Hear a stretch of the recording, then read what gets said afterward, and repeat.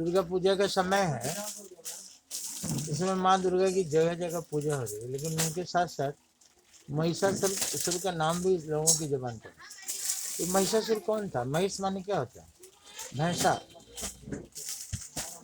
ये भैंसासुर है, नाम थोड़ा सा महिषासुर, महिष माने भैंसा ही होता है। इसका मतलब ये हुआ कि जब ये क्रोध में आता था तो भैंसा हो जाता, जैसे भैंसा सबको सींग मारना शुरू, ऐसे ही इसका था, हिंसक हो जाता था।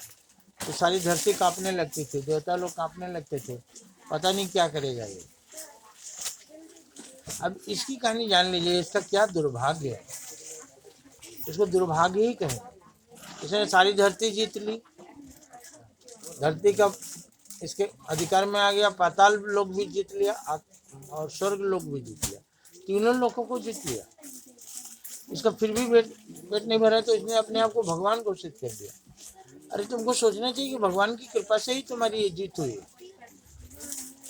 जिसकी कृपा से तुम्हारी जीत हुई उसको भी ढकेल दिया, तो तूने अपने आप को भगवान घोषित कर दिया उसने। और अंत तो तब हो गया, सभी देवता तो इससे हार गए, उन्मत्त हो गया कि अब मेरे सामने कोई नहीं है। सभी देवताओं ने सामूहिक रूप से माँ दुर्गा का आवाहन किया, माँ दुर्गा प्रकट हुई और उन्होंने इसको मारा। लेकिन इसकी दुर्बुद्धि देखिए, ये माँ को नहीं पहचान सका। इसने प्रस्ताव कर दिया कि तो मेरी रानी बन जा। माँ हंसी, बोली तेरा अंत करीब है महिषासुर, जब तू माँ को नहीं पहचानता तो तेरा जाना तय है। और इसका अंत हुआ। अरे महिषासुर जैसे लोगों, शक्ति आपके हाथ में आए तो आप अमर भी तो हो सकते हैं। सबकी सेवा कीजिए ना। आप भगवान बनना चाहते हो, भगवान क्या कर रहे हैं? सारी सृष्टि की सेवा कर रहे हैं। भगवान ने किसी को गुलाम नहीं बना के रखा। भगवान क्या काम में लगे हैं? ब्रह्मा विष्णु महेश बनकर सारे संसार की सेवा कर रहे हैं। क्या कर रहे हैं? सेवा कर रहे हैं। शिव बनकर सबकी रक्षा कर रहे हैं। रक्षा करना सेवा ही तो है। सबका पालन कर रहे हैं विष्णु बनकर, ये क्या है? ये भी तो सेवा है। और सृष्टि की रचना में संलग्न है, रचनात्मक कार्य कर रहे हैं। जो आप करते हैं, पुल बनाते हैं, सड़क बनाते हैं, स्कूल बनवाते हैं, अस्पताल बनवाते हैं, यही सब तो बनवाना चाहिए। तो ये काम ब्रह्मा जी कर रहे हैं। तो भगवान भी जब सेवा ही का काम कर रहे हैं, महिषासुर का दुर्भाग्य न होता तो सेवा अपना लेता, और सेवा अपना लेता तो सारी सृष्टि में भगवान के बाद महिषासुर की पूजा होती। लेकिन उसने क्या किया? सारे संसार का सुख छीनने का काम, सारे संसार को डराने का काम, सारे संसार को अपना गुलाम बनाने का काम। तो तुम्हारा तो विनाश होना तय है। विनाश काले विपरीत बुद्धि, उसका विनाश होना था, बुद्धि बदल गई। अरे तीनों लोगों का तू सेवा करता जैसे भगवान सभी कर रहे हैं, तो शायद आज तेरी शेर तुम्हारा मुंह नहीं दबोच लेता और माँ का त्रिशूल तुम्हारे सीने में नहीं होता, बल्कि तू किसी मंदिर में भगवान बन के बैठा रहा होता।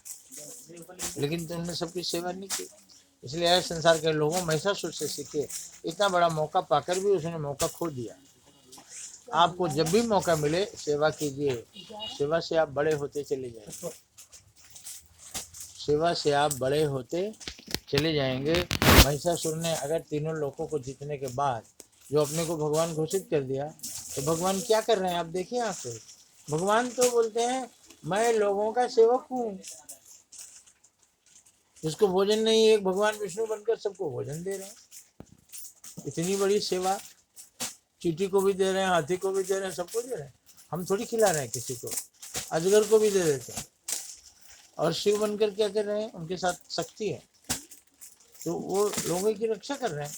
ये रक्षा करना क्या है? सेवा ही है ना। तो आप सेवा करने से बड़े होते चले जाएंगे, और अगर आपको स्वार्थ घेर लेगा तो आप छोटे होते चले जाएंगे।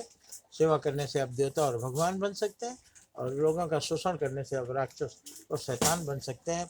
अब हमारे हाथ में है कि हमें शैतान बनना है कि देवता बनना है। ऐ महिषासुरों, दुनिया का दुख देने वालों, ये सीख लो, इससे तुम्हारा कोई फायदा नहीं होने वाला है। जो तुम लूट के यहाँ रखोगे ना, यहीं छोड़ के तुम्हें जाना होगा।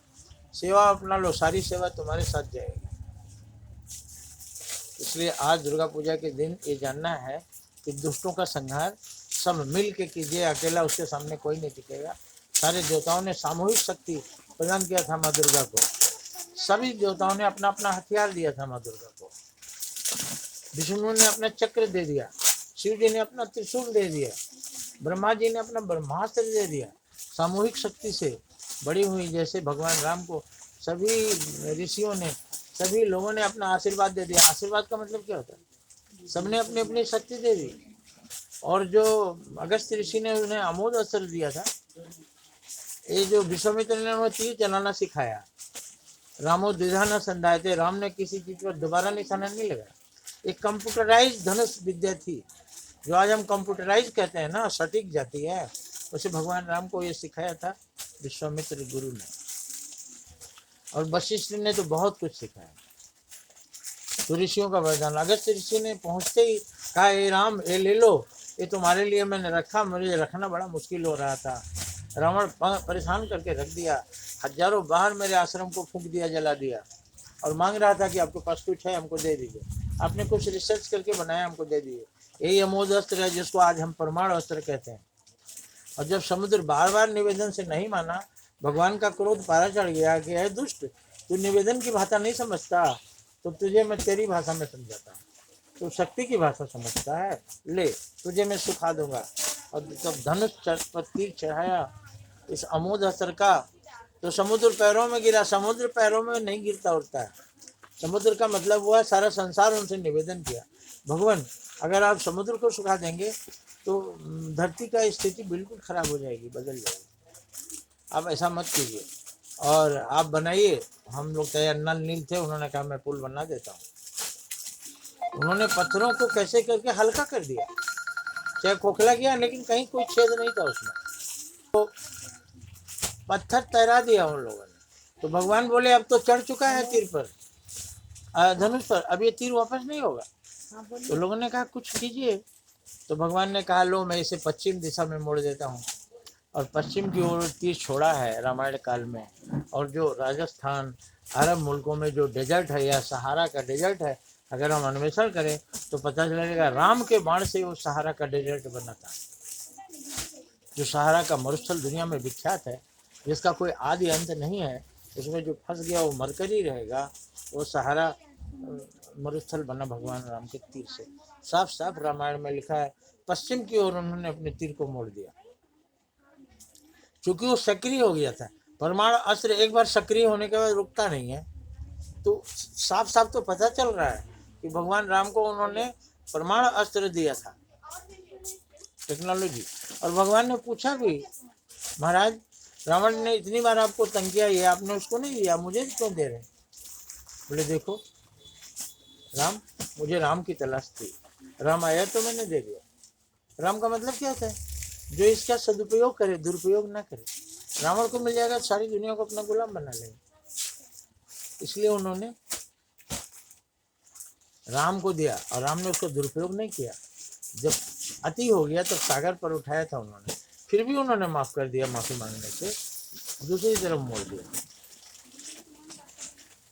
तो शक्ति का दुरुपयोग अगर न किया होता महिषासुर, तीनों लोगों का राजा होकर लोगों की सेवा किया होता, तो शायद वो आज भगवान हो गया होता। लेकिन शैतान के नाम से प्रसिद्ध है, और उसके सीने पर माँ दुर्गा का पैर है। तो आतताइयों के सिर पर और सीने पर माँ दुर्गा का पैर होता है, उसका विनाश होता है। आतताई ना बने, शेर हैं तो माँ के काम आइए, मतलब सच्चाई और ईमानदारी और सेवा में आइए। शेर कितना बहादुर है, जाए कितने के सिर को चबा लेगा, लेकिन वो माँ दुर्गा की सवारी बना। माँ आप मेरे पीठ पर बैठिए और आप अपना काम कीजिए संसार के कल्याण का, मैं आपको सब जगह ले जाऊंगा। तो शेर लेके जा रहा है। वास्तव में शेर कौन होते हैं? अब माताओं बहनों को कहा जाता है वो भी दुर्गा है, शेर की सवारी करती हैं। मतलब उन माताओं बहनों का कौन रक्षक है? पति है, खा जाएगा कच्चा, भाई है, चबा जाएगा कच्चा, पुत्र है, माँ की रक्षा के लिए जान दे देगा। यही लोग शेर है। और किसकी सवारी है? माँ दुर्गा की। तो आप ध्यान से देखिए, शास्त्रों में फिलॉसफी के माध्यम से मैं उनका अर्थ खोल रहा हूँ, आप भी अर्थ खोल कर समझिए, और नहीं समझेंगे तो अंधभक्त कहलाएंगे। अंधविश्वास, जानते नहीं है फिर भी विश्वास करते हैं। आप विश्वास करते हैं तो उसको जानिए। आप दुर्गा पूजा करते हैं, महिषासुर को जानिए, हमको कभी नहीं बनना है। शेर है तो माँ की सवारी बनना है, और माँ को माँ ही समझना है। तो इस तरह से महिषासुर की कहानी हमें बहुत बड़ा संदेश देती है। भगवान बनना चाहा पर नहीं बन पाया, आप चाहें तो बन सकते हैं। लोगों का भला करके, सेवा करके ही आप भगवान बन सकते हैं। जिसकी आप जान बचाएंगे वो आपको बार बार कहेगा वो आदमी नहीं, भगवान है। जो डॉक्टर जान बचाता है, लोग कहते हैं वो डॉक्टर नहीं, भगवान है। और गुरु भी जब शिक्षा देकर गरीबों के बच्चों को बड़ा आदमी बना देते हैं, तो वो गरीबों के बीच में आवाज आता है, ये गुरु नहीं, ये संत है, महात्मा है, भगवान है। इन्होंने इतने इतने गरीबों का घर खुशहाली से भर दिया। एक बड़ा आदमी बन जाता है तो पूरे घर को, खानदान को पाल लेता है।